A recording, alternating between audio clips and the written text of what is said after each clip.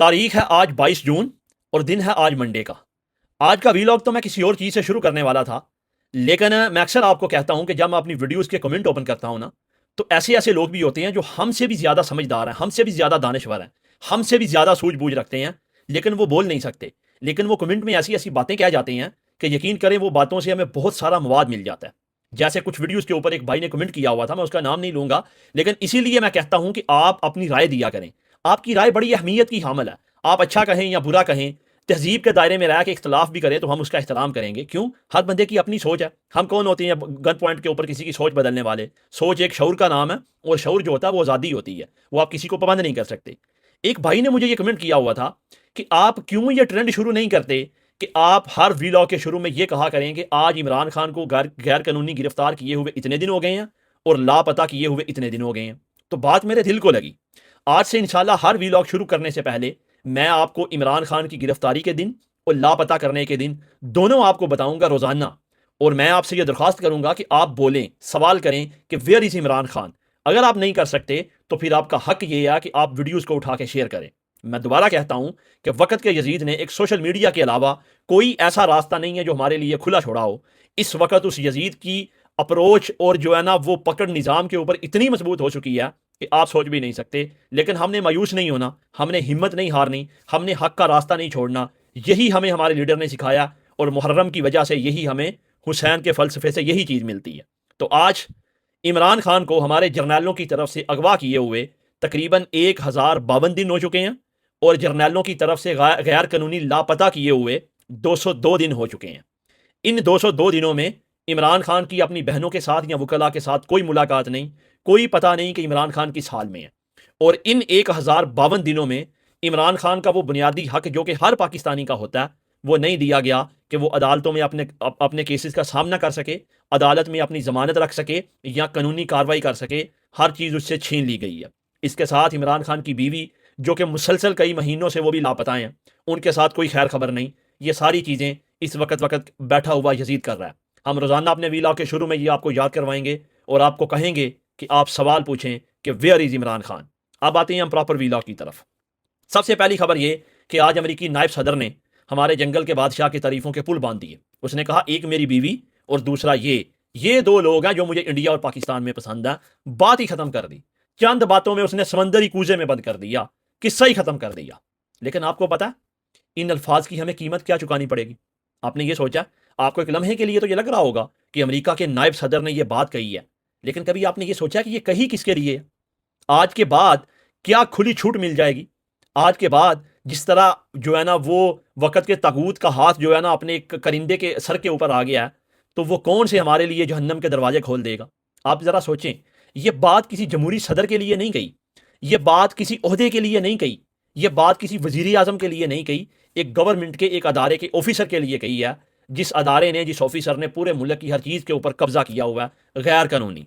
आप अंदाज़ा करें, अमेरिका का हाथ जिस बंदे के सर के ऊपर होता है ना, वो जर्नैल है, वो बादशाह है, वो कोई जमहूरी है या गैर जमहूरी है, वो वज़ीर आज़म है या कोई कुछ भी है। आप पूछें तो उस धरती का खुदा वही होता है। ये एक हकीकत आपको अच्छी लगे या बुरी लगे, जब तक अमेरिका का हाथ सर के ऊपर रहता है वो इक़्तिदार ख़त्म नहीं होता आज के दिन तक। बाकी आने वाला वक्त मेरा अल्लाह क्या करेगा वो बेहतर जानता है, क्योंकि हकीकी इक़्तिदार का जो मालिक है ना वो खुदा है। तो इस वक्त जो है ना वो अमेरिका ने हमारे ऊपर ये जो काबज़ बैठा हुआ एक शख्स है ना, उसको सर्टिफाइड कर दिया कि हम तुम्हारे पीछे हैं, तुम जो मर्जी करते फिरो। इस मुनाफिक को अफगानिस्तान के अंदर तो ये चीज़ें नज़र आ जाती हैं कि ये गैर कानूनी है, वो गैर कानूनी है, लेकिन इस मुल्क के अंदर होने वाले जुल्म कभी नज़र नहीं आए। क्यों? क्योंकि वो अपना बंदा है। ये तमाम बैठा हुआ मुल्क के ऊपर माफिया, ये इंटरनेशनल एस्टेब्लिशमेंट के सर्टिफाइड करिंदे हैं। उनका हाथ इनके सर के ऊपर है, और इसीलिए ये जो करते हैं इनको कोई पूछने वाला नहीं। मुल्क की तारीख में पिछले 3 साल से होने वाले जितने भी काम है ना, वो उससे पहले आपको तारीख में नहीं मिलते।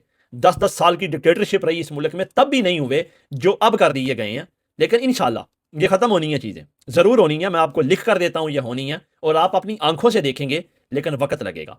अब आप देखें कि जिस तरह उसने लाइसेंस दे दिया, इससे पहले ही सानिया डी चौक हो गया, सानिया मुरीद की हो गया, हाँ जी, सानिया कश्मीर हो गया, बलोचों के ऊपर मार, पख्तूनों के ऊपर मार, ना जाने क्या कुछ हो गया। ये सिर्फ इसलिए किया गया था कि पाकिस्तान को एक खुददार लीडर लीड करने वाला था। पाकिस्तान की खारजा पॉलिसी आज़ाद होने वाली थी, लेकिन ज़ाहिर पाकिस्तान एक एटमी ताकत है। अगर कोई एटमी ताकत अपने आज़ादाना फैसले करने शुरू कर दे تو سامراج کے لیے سب سے بڑی مشکل یہ ہے. یہ آپ دیکھیں ایران ایک ایسا ملک ہے کہ وہ ایٹمی طاقت بھی نہیں ہے لیکن وہ آزاد اپنے فیصلے کرنے میں تو پوری دنیا کو اس نے نتھ ڈالی ہوئی ہے. پورے سامراج کو اپنے آگے لگایا ہوا ہے. وہ جو دنیا کو کہتے ہیں ہم سپر پاور ہیں وہ ایران کی منتیں کر رہے پھر رہے ہیں. کیوں؟ کیونکہ وہاں ایک آزاد نظام ہے, وہاں غیرت مند لیڈر ہیں, لیکن یہاں بکاؤ ہیں, ان کے پالسی ہیں, ان کے مالشی ہیں, اور ان کی مدد سے وہ کوئی بھی کام کرواتا ہے, اور جو ان کو کام کرتا ہے ان کے لیے وہی سوٹیبل ہوتا ہے.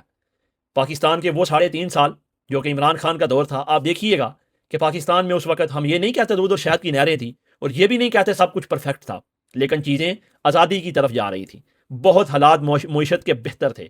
کووڈ کے باوجود پاکستان ترقی کر رہا تھا, لیکن پھر وہ ہوا جو نہیں ہونا چاہیے تھا. امریکہ نے اپنا سکہ چلایا اور سب کچھ ختم کر دیا. دیکھیں پچھلے 3 سال میں ظلم کا ایک نظام پراپر پاکستان کے اوپر نافذ ہے جس میں کسی کو کوئی معافی نہیں, لیکن کچھ کتے ہیں جو اس نظام کو سپورٹ کرتے ہیں, اس ظلم کے نظام کو. دیکھیں ہم آپ کو یہ نہیں کہتے کہ آپ عمران خان کو سپورٹ کریں, اس کو لیڈر مانیں, کوئی بات نہیں, وہ آپ کی چوائس ہے, لیکن کم از کم انسانیت ہونے کے ناطے آپ میں یہ غیرت ہونی چاہیے کہ آپ ظلم کو ظلم اور غلط کو غلط کہہ سکیں, آپ ظالم کو ظالم اور مظلوم کو مظلوم کہہ سکیں. آپ یا تو ظالم کا ہاتھ روک سکیں یا اپنی زبان سے بول سکیں, یہ تو آپ کر سکتے ہیں. اگر آپ یہ نہیں کر سکتے تو پھر حسینی ہونے کے نعرے آپ مت لگایا کریں. پھر آپ کوفے کے بدتر وہی لوگ ہیں جو کہ دیکھتے تھے ظلم لیکن روکتے نہیں تھے. آج کے بعد پاکستان کے اوپر یہ جو نافذ رجیم ہے نا, یہ کتنی تگڑی ہو جائے گی کہ لمبی راتیں پڑنے والی ہیں, نہ جانے صبح کب ہوگی لیکن ہوگی ضرور. اور میرے لیڈر عمران خان کے لیے ہم دعا کرتے ہیں کہ ہماری زندگیاں بھی اس کو لگے اور وہ آزادی کا سورج خود نکلتا دیکھے جس کی بنیاد میرے لیڈر عمران خان نے رکھی تھی. اب آتی ہیں دوسری خبر کی طرف. دوسری خبر یہ ہے کہ ایران اور امریکہ کے مذاکرات دوبارہ کھٹائی میں پڑ گئے ہیں. وہ اس لیے کہ ایران کہہ رہا تھا کہ جب تک اسرائیل لبنان کے اوپر کاروائیاں کرنی بند نہیں کرے گا یہ مذاکرات کامیاب نہیں ہو سکتے, اور یہ مذاکرات کا دوسرا راؤنڈ تھا جس کا مین مدعا تھا لبنان کے اوپر حملے. اب کیا لبنان کے اوپر ہوتے حملے دوسروں کو نظر نہیں آتے؟ دوسرے جو مسلمان ملک ہیں جو کہ طاقتور ہیں, یہ جو اپنے آپ کو اللہ کی فوج کہتا ہے, کبھی اس نے سٹینڈ لیا اس بات کے اوپر؟ نہیں لیا, کیونکہ ٹرمپ کی چاپلوسی کرنی ہے اس لیے. لیکن ایران سٹینڈ لے گیا. جیسے ہی اس نے یہ سٹینڈ لیا تو ٹرمپ نے دھمکی لگا دی کہ بھائی ہم آپ کے اوپر حملہ کر دیں گے.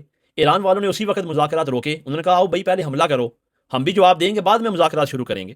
پھر اس نے یہ دھمکی لگائی کہ یہ جو یہاں لوگ بیٹھے ہوئے ہیں, وفد آیا ہوا مذاکرات کا, ہم ان کو جانے نہیں دیں گے. اسی وقت ایران کے سپیکر محمد باقر کاری باف نام ہے شاید ان کا, انہوں نے وہاں بیٹھے دھمکی لگائی کہ حملے کا جواب ایسا دیں گے کہ آپ سوچ بھی نہیں سکتے, جس کو یہ کہا گیا کہ ہم آپ کو جانے نہیں دیں گے. دیکھیں ایران والے بہادری کی تاریخ لکھ رہے ہیں, مثال لکھ رہے ہیں جو کبھی ختم نہیں ہوگی. آپ کے اختلاف اپنی جگہ, لیکن ایران اس وقت سامراج کے سامنے پورے عالم اسلام کا مقدمہ لڑ رہا ہے. یہ شاید ان لوگوں کو برا لگے گا جن کا تعلق اس مسلک سے نہیں ہے اور جو اس مسلک کو کافر کہتے ہیں, لیکن برا لگے یا نہ لگے, حقیقت حقیقت ہی ہوتی ہے, اور حقیقت سر چڑھ کے بول رہی ہے کہ نہیں, ایران وہ کر رہا ہے جو آپ کو کرنا چاہیے تھا. ایران وہ کر رہا ہے جو آپ ریال خوروں کو کرنا چاہیے تھا, لیکن آپ نے نہیں کیا. آپ لبنان کے حق میں نہیں بولے, آپ غزہ کے حق میں نہیں بولے, یہ سب کچھ ایران نے کیا. اور ایران نے کیا ٹھیکہ لے رکھا, اپنی طاقت سے بڑھ کے کر رہے ہیں وہ جتنا کر سکتے ہیں, اور علی والے وہ کر جاتے ہیں جو شاید دوسروں سے نہیں ہو پاتا. آپ کا بغض اپنی جگہ سنبھال کے رکھیے, آپ کی تکلیف کا ہمیں اندازہ ہے, لیکن ایران جو تاریخ لکھ رہا ہے نا وہ لکھی جائے گی. لکھا جائے گا کہ جب اسرائیل گریڈر منصوبے کے اوپر کام کر رہا تھا تو راستے کا واحد کانٹا ایران تھا. اگر آج نہ ہوتا تو چبا کے پھینک دیتا وہ سب کو, یہ سارے کے سارے ابراہیم اکارڈ کا حصہ ہوتے, یہ میں لکھ دینے کو تیار ہوں. لیکن ایران نے ابراہیم اکارڈ کا معاہدہ اور گریڈر اسرائیل کا منصوبہ دونوں واڑ کے رکھ دیے ہیں, اور اس وقت مذاکرات پھر سے کھٹائی میں ہیں. آنے والے معاملات کیا ہوں گے یہ آنے والا وقت ہی بتائے گا, ہم اس کے بارے میں کیا پیشن گوئی کریں گے. اور بہادروں کی کوئی پیشن گوئی نہیں ہوتی, بہادر صرف بہادری سے لڑتے ہیں. اسی اگلی بات کہ ٹرمپ کا ایک سیکٹری ہے, اس نے یہ انکشاف کیا کہ اگر ایران کے اوپر زمینی کارروائی کرنی ہے نا تو اس کے لیے 10 لاکھ فوجی چاہیے. 10 لاکھ فوجی, اندازہ کیجیے آپ, پاکستان کی مکمل فوج جو ہے وہ تقریباً 7 لاکھ ہے, اور امریکہ کی بھی کوئی اس کے لگ بھگ ہے. 10 لاکھ فوجی, اور کہہ رہا ہے یہ بھی ایک بہت بڑا رسک ہوگا کہ ان میں اگر کوئی لوگ زندہ بچ کے آ جائیں, کیونکہ ایران کا جو خد و خال ہے نا, جو اس کا جغرافیہ ہے, جو اس کے ملک کی جو ہے نا وہ بارڈرز ہیں یا ملک کا اندرونی حصہ ہے, وہ بڑا خطرناک ہے. اس کو فتح کرنا مشکل نہیں ہے, اور ایران نے تو جس طرح اس کو بنا دیا, جس طرح پہاڑوں کے اندر اپنی فوجی تنصیبات فکس کر دی ہیں, کوئی سوچ بھی نہیں سکتا. لیکن پھر بھی اگر امریکہ کی غلط فہمی ہے تو یہ غلط فہمی دور کر لینی چاہیے. ایک بار میرا خیال کر بھی لیا اس نے, شاید اب زندگی میں کبھی ایسا نہ ہو. اب ایک ہی دھماکہ ہوگا اور وہ یہ ہوگا کہ ایران ایٹمی طاقت بن گیا. وہ کب ہوگا دیکھتے رہیے. اس سے اگلی بات یہ ہے کہ یہ جنگ تو شاید بند ہو جائے, لیکن اس وقت یوکرین کے اوپر جو قیامت ٹوٹی ہوئی ہے اس کا کوئی پتہ نہیں. یوکرین یورپ کے پیچھے لگ کے رشیا کے اوپر کوئی چھوٹا موٹا اٹیک تو کر دیتا ہے, اور کبھی کبھی بڑا بھی کر دیتا ہے, لیکن اس کا جو جواب پھر جب پیوٹن دیتا ہے نا تو پھر آسمان لال ہو جاتا ہے. اس وقت یوکرین کا دارالحکومت کیو آگ میں جل رہا ہے. میں نے پہلے بھی کہا کہ ایٹم بم کے علاوہ کوئی ایسا بم نہیں ہے جو پیوٹن نے نہیں چلا دیا. آپ وہاں کی ویڈیوز دیکھیں تو آپ کام کے رہ جائیں گے. کیو ایک اتنا خوبصورت سٹی تھا کہ آپ سوچ بھی نہیں سکتے. کیو کی خوبصورتی اور خوبصورت لوگ آج بھی دنیا میں پہلے نمبر پر تھے، لیکن اس وقت وہ جل رہا ہے. کیوں؟ کیونکہ یورپی یونین یوکرین کو اپنے آپ میں شامل کرنا چاہتا تھا، اور یوکرین بھی چاہتا تھا. لیکن رشیا کا یہ خیال تھا کہ اگر ایسا ہو گیا تو میرے بارڈر غیر محفوظ ہو جائیں گے، کیونکہ یوکرین اور رشیا کا بارڈر اکٹھا ہے. اور یورپی یونین کے ساتھ آپ کو پتا رشیا کی اکثر بنتی نہیں ہے. اور پیوٹن یہ بھی سمجھتا ہے کہ یورپی یونین جو ہے وہ امریکہ کے زیر تسلط ہوتی ہے، اس لیے اس نے کہا نہیں، ایسا نہیں ہوگا، میں ایسا نہیں کرنے دوں گا. اور جنگ شروع ہو گئی. آج پورا یوکرین تباہی کے دہانے پر کھڑا ہے اور یورپ تماشا دیکھ رہا ہے. یورپ اندرونی طور کے اوپر مدد تو کر رہا ہے، لیکن وہ مدد یوکرین کو بڑی بڑی بھاری پڑ رہی ہے. اس نے یوکرین کو بلی کا بکرا بنا دیا، لیکن اس کی جو قیمت یوکرین چکا رہا ہے وہ آپ سوچ بھی نہیں سکتے. شاید زیلنسکی کو یہ سوچنا چاہیے تھا کہ میں رشیا کے ساتھ لڑنے کے قابل تو نہیں ہوں، لیکن میں یورپی یونین کے پیچھے اگر لڑ رہا ہوں تو مجھے کچھ ملنا بھی چاہیے. لیکن آج یوکرین کے لوگ دنیا میں دھکے کھا رہے ہیں، پھر رہے ہیں. کیوں؟ کیونکہ ملک میں جنگ چل رہی ہے اور یوکرین ایک بڑا امیر ملک تھا. لیکن دیکھتے ہیں آنے والا وقت کیا ہوگا. یہ عمران خان کے ساتھ اب جو معاملات شروع ہو جائیں گے، میرا خیال اب یہ ختم ہونے کو نہیں آئیں گے. ایک لمبی جنگ ہے، اور اس وقت اس کی سب سے بڑی وجہ یہ ہے کہ نظام کے ہاتھ بڑے مضبوط ہو چکے ہیں. جو اوپر بیٹھا یہ نظام چلا رہا ہے نا، اب اس کو کوئی فکر نہیں ہے. وہ قرآن کی آیتیں تو پڑھتا ہے، لیکن اس کو حقیقی فکر اللہ کی نہیں ہے بلکہ امریکہ کی ہے، اور امریکہ کی طرف سے اس کو کھلی چھوٹ ملی ہوئی ہے. اب عمران ریاض نے یہ بھی خبر بریک کی ہے کہ عمران خان نے یہ کسی کے ہاتھ پیغام بھیجا کہ میری بہنوں کو کہو کہ کسی طرح مجھ سے ملاقات کریں. دیکھیں، ظاہر ہے ایک بندہ ہے، بندے کے اندر احساس ہوتے ہیں. آپ اگر اتنی دیر کسی کو لاپتہ کریں گے تو ظاہر ملاقات کرنے کا دل کرتا ہے. تنہائی ایک بڑی بری چیز ہے. میں نے خود جیل کاٹی ہے. یقین کریں یہ تنہائی جو ہے نا، وہ میں آپ کو بتا نہیں سکتا کہ ایک ایک پل ایک ایک گھنٹے کا ہوتا ہے. لیکن یہ تکلیف عمران خان کو پتا کہ کتنی ہے اور وہ کس چیز کی قیمت چکا رہا ہے.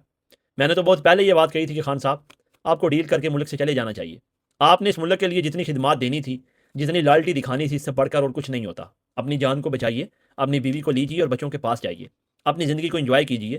ایک بار اس قوم کو اس کے حال پہ چھوڑ دیجیے. یہ رول تو رہی ہے، ہم اس کا رلنا دیکھنا چاہتے ہیں.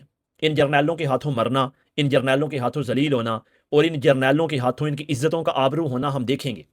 لیکن یہ غلامی کی ایسی لت لگ چکی ہے ان کو کہ ان کو ہر چیز جو ہے نا وہ لگتا ہے کہ ترقی ہے. یہ سانس لینے کو بھی ترقی سمجھتے ہیں. ان کا صرف اس ملک میں یہ حق ہے کہ زندہ ہوں اور ان کو پاسپورٹ اور شناختی کارڈ مل جائے. اس کے علاوہ ان کی ریاست کی ان کے اوپر کوئی ذمہ داری نہیں ہے. وہ صرف اس کو لوٹتے ہیں اور یہ اس چیز کو انجوائے کرتے ہیں. دعا کریں اللہ کی ذات عمران خان کو صحت دے. لیکن اس سے اگلی بات میں آپ کو یہی کہوں گا کہ آواز اٹھائیں اگر اٹھا سکتے ہیں تو. اگر آپ ڈرتے ہیں تو جو آواز اٹھاتے ہیں ان کا ساتھ دیں. ویڈیوز کو شیئر کریں، دبا کے کریں، جتنا کر سکتے ہیں کریں، تاکہ آواز پھیلے، ہر جگہ تک پہنچے. کیونکہ صرف ایک سوشل میڈیا کا پلیٹ فارم ہمارے پاس ہے، اس کے علاوہ اور کچھ بھی نہیں ہے.